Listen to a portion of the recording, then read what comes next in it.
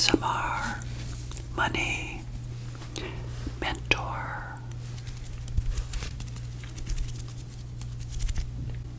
I hope everybody had a great week, and hopefully you're ready to relax to another video. But please don't fall asleep. This is not a channel to fall asleep to. This is a personal finance channel created in an ASMR format. So if you'd like to fall asleep, there are tons of other videos out there and channels where you can fall asleep. Instead, I like to share, as you guys know, my financial life with you, as I have done over the last 10 or 11 months on this channel since I started producing content, teaching people how to go from broke to brilliant, teaching people how to leverage the income that comes to you in your lifetime of working, and making sure that you allocate that money to the proper places so that you too can build some kind of wealth over the course of your lifetime. Now, I happen to be, as many of you know, a late in life saver. I started at age 40. I was broke at 40, and right now I'm at 1.7 million as a net worth 18 years later. So come back in a few weeks when we get into early January.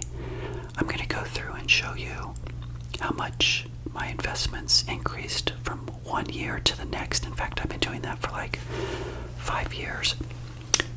First on my podcast called Broke at 40. And every year I would figure out what my beginning balance was in terms of the amount of money I had in cash reserves as well as investments, either retirement accounts or not. And then I would figure out how much I put into those investments, the dollar amount. And then I would look at what was left over, the other. And other includes several things. It could be interest, it could be dividends, and it could be unrealized gains in the market or losses. So come back in January. 2024 turned out to be, as many of you know, or most likely will turn out to be in the last 10 or 11 days of the year. It turned out to be another amazing year in the stock market. I think it went down a little bit. I'll be looking at those numbers. I'm not one of those financial people that looks at the stock market every day, and I don't want you to be like that either. I want you to set it and forget it in terms of maybe you buy into low-cost index funds like I do. A lot of people in the financial independent community love Vanguard, Fidelity, Charles Schwab, index funds that ride the market of the S&P 500 or whatever index you follow. And I think in that regard, then, you can and will most likely build wealth over time, rather being like a buying stocks individually, which I typically don't believe in. Now, I will say, however, that for some people, if you want to take a little bit of your money and play in the stock market with individual stocks, then so be it. Have fun doing so. But overall, for your main investment journey, at least for me, and I teach through my own experience, I think the S&P 500 low-cost index funds that ride the market are the best way to go. So all of that introduction leads me into the content of today's episode, which is I wanted to share with you my final 2025 budget. And in fact, I produced this video and accidentally deleted it, so I'm redoing it today. That's funny, over the past year that I've been producing videos, I've been so good about making sure that I don't accidentally delete things, because when you're creating videos every day and uploading to YouTube, you cannot save all of the source files on your phone or your laptop. So I have to upload, edit, download it to an MP4 file, then upload it to YouTube, and then delete all the files.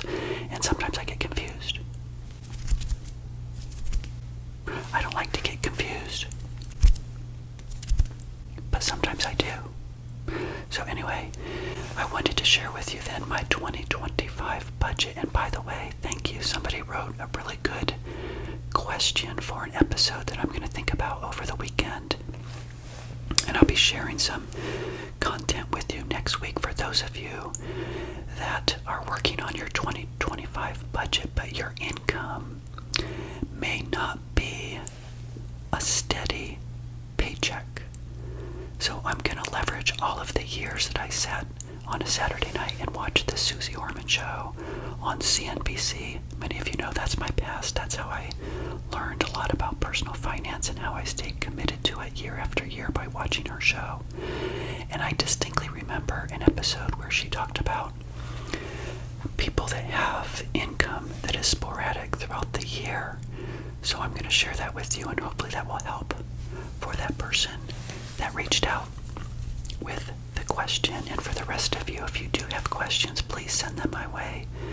Put them in the comments. You can email me at evanthomasbroke@yahoo.com if you would like. I will be putting together episodes next year based on questions that I receive. So, at least in part, right? And as many of you know, I will also be continuing to do true ASMR videos with no ads in the middle. So for those of you that have left comments about the fact that you don't like the ads in the middle, I completely understand, but there are, as I mentioned at the top of this episode, so many other channels that you can go to if you would like to sleep. But I want people to learn about personal finance, so that is why I am glad that you are here.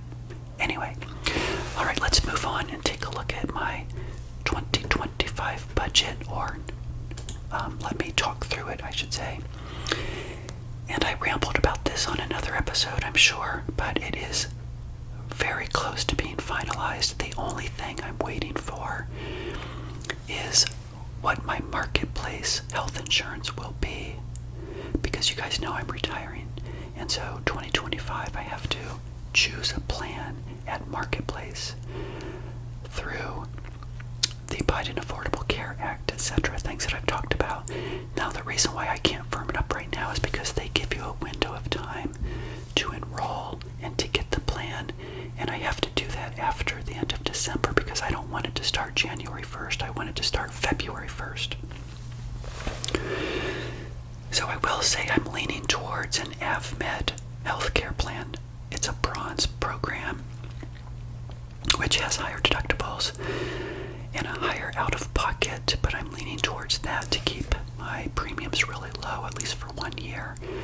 And I'm probably also going to get a Humana dental plan as well, and maybe not vision for this first year, and I'll probably add that for the second year. So I'm sure I'll share that with you as we get closer to me making that decision. In the meantime, you may recall that me paying for my own health care beginning in February is one of my 3 monthly expenses. Do you remember what the other 2 are? My condo association fees and electric. So those are the 3. So condo association fees went up to $567 a month for a total of $6804. My electric $70 a month for $840 a year. And then for my marketplace, I have down $50 a month for $600 a year. I will qualify for a $976 credit per month, because you may recall, for those of you that retire early, if you choose to do so, because of the fact that we have the Biden Affordable Care Act, which may change, as you know, but for now, through 2025, if your income is below certain dollar amounts, it's 400% of the federal poverty line, then you qualify for tiered credits, and then you settle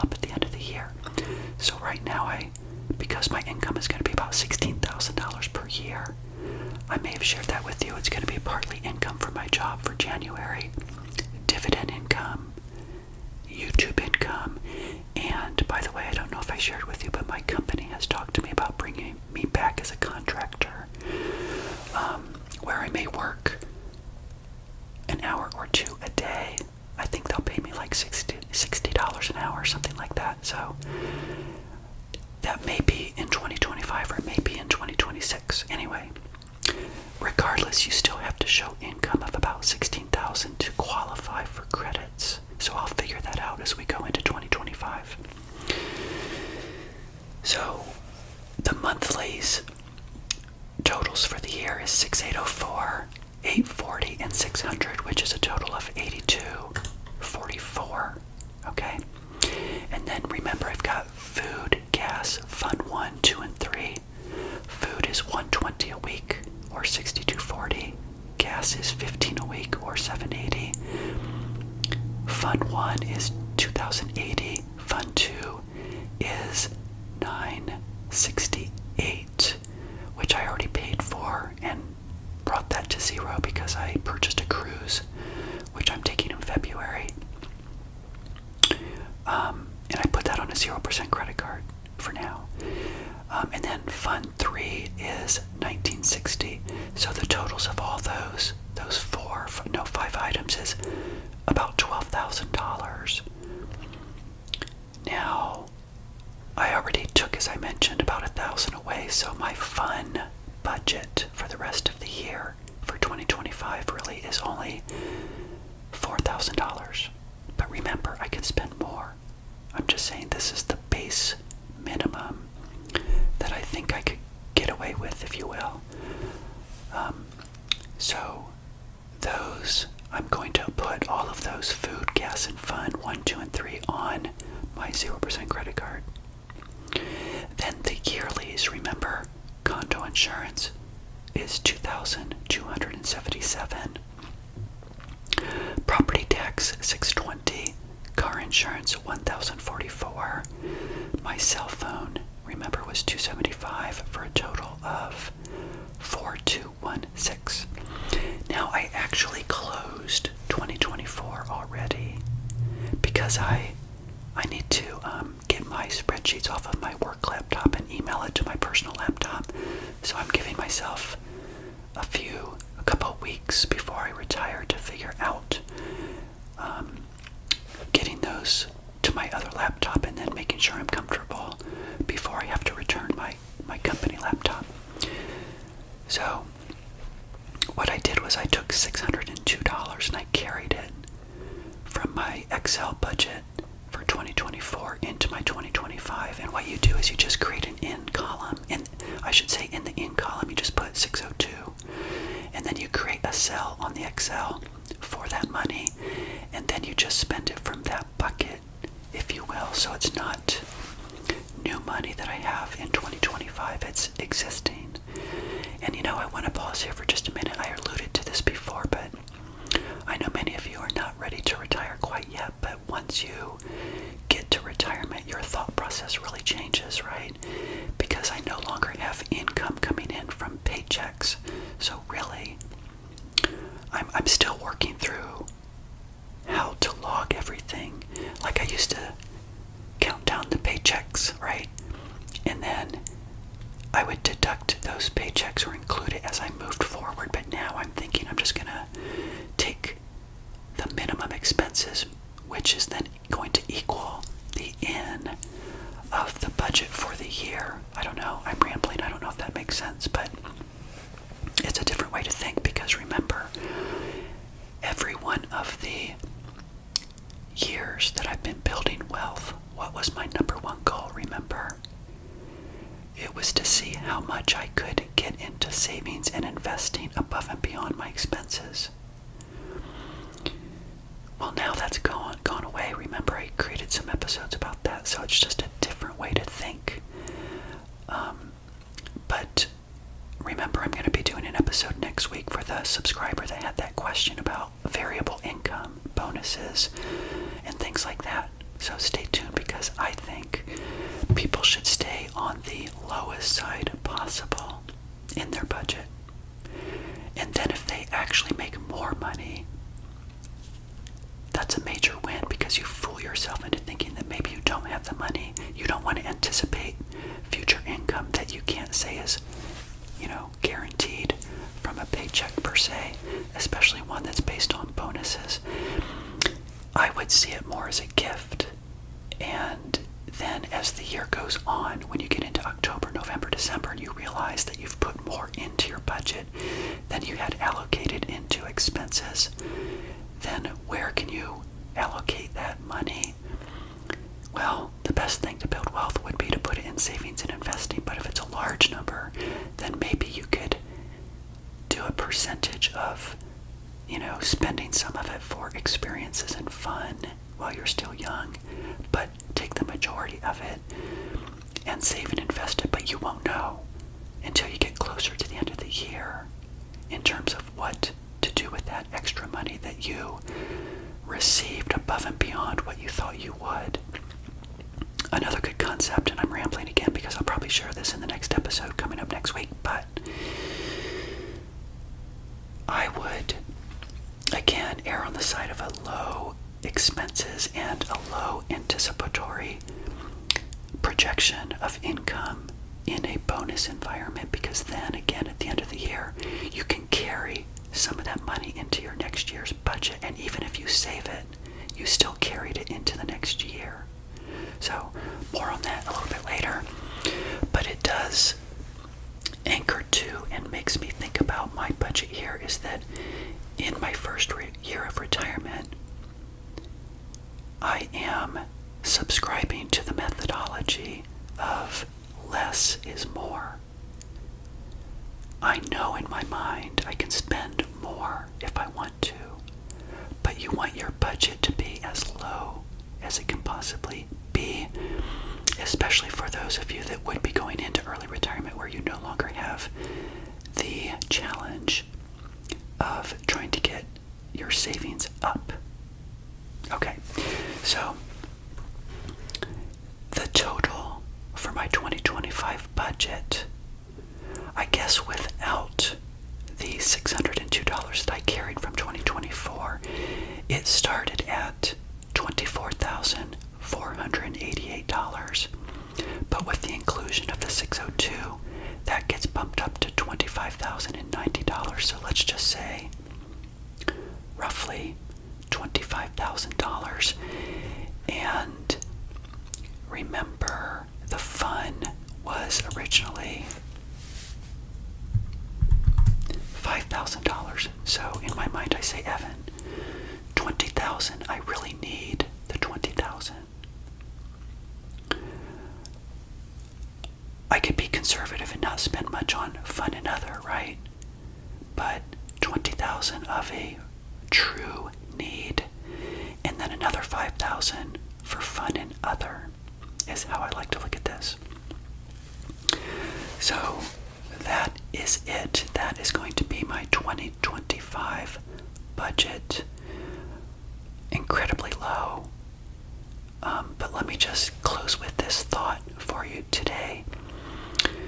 And I've alluded to this on so many episodes, but I want you to always remember that if you are living your life and you're keeping your expenses low,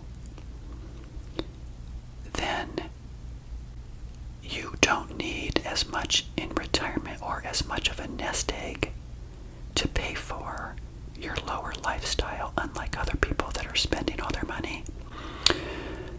I could have lived a really great lifestyle in terms of a big expensive home and expensive cars, and I could have been spending the $120,000 income that I was making, right? But this budget is very similar to my last 5-year budgets. Not many people do that, but that's how you're going to build wealth. You're going to keep all of those expenses down, and you're going to still pretend like you're poor, right? And each one of those 5 years, your income is going to continue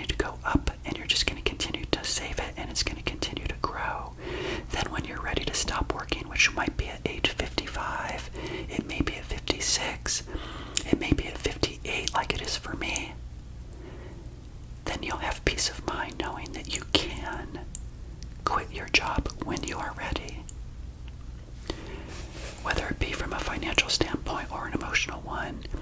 And then you can say to yourself that, wow, my expenses really are and have always been $25,000 without the inclusion of the savings and investing as an expense line item in your budget, which, as you guys know, for me was the largest line item in my budget, to the tune of 70% of my income. So, with that, everybody, I am going to go ahead and close out this episode. I hope you had a wonderful week. Stay tuned. I've got some interesting episodes for you next week. Maybe I'll even have one that will drop over the weekend. I'm not sure. We will see. If you like content like this, give